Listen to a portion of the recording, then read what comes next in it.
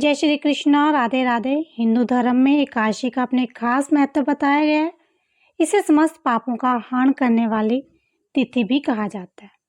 ये अपने नाम के अनुरूप फल देती है। फाल्गुन मास के कृष्ण पक्ष की एकादशी विजय एकादशी कहलाती है।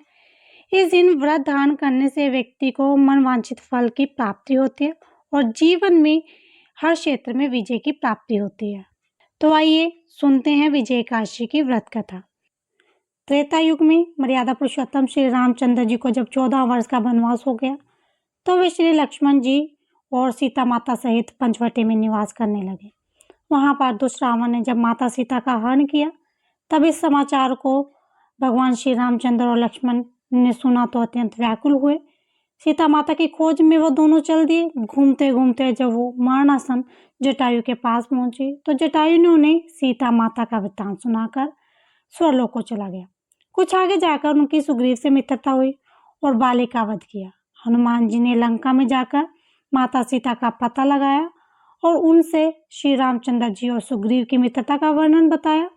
वहां से लौटकर हनुमान जी ने भगवान राम के पास आकर सब समाचार कह सुनाया।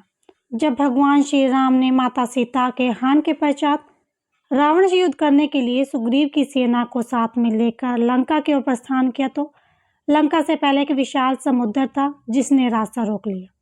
समुद्र में बहुत ही खतरनाक समुद्री जीव थे जो वानर सेना को हानि पहुंचा सकते थे। श्री राम मानव रूप में थे, इसीलिए वह इस गुत्थी को उसी रूप में सुलझाना चाहते थे।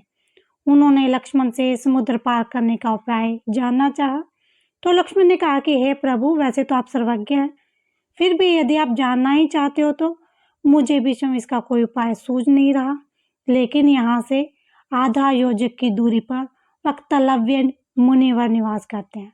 उनके पास इसका कुछ न कुछ उपाय अवश्य होगा, उनसे मिलना चाहिए। लक्ष्मण जी के इस प्रकार से वचन सुनकर श्री रामचंद्र जी वक्तलव्य ऋषि के पास गए और उनको प्रणाम करके वहां बैठ गए। मुनि ने भी उनको मनुष्य रूप धारण किए हुए पुराण पुरुषोत्तम समझकर उनसे पूछा कि हे राम, आपका आना कैसे हुआ। श्री रामचंद्र जी कहने लगे कि हे ऋषि, मैं अपनी सेना सहित यहाँ आया हूँ और राक्षसों को जीतने के लिए लंका जा रहा हूँ। आप कृपा करके समुद्र पार करने का कोई उपाय बताइए, मैं इसी कारण आपके पास आया हूँ। मुनिवर कहने लगे कि हे राम, फाल्गुन मास के कृष्ण पक्ष की एकादशी का उत्तम व्रत करने से निश्चय ही आपकी विजय होगी और साथ ही आप समुद्र भी अवश्य पार कर लेंगे। इस व्रत की विधि है कि 10वीं के दिन स्वर्ण, चांदी, तांबा या मिट्टी का एक घड़ा बनाएं।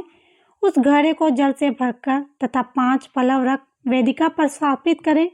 उस घड़े के नीचे 7 जना और ऊपर जौ रखें। उस पर श्री सत्यनारायण भगवान की स्वर्ण की मूर्ति स्थापित करें।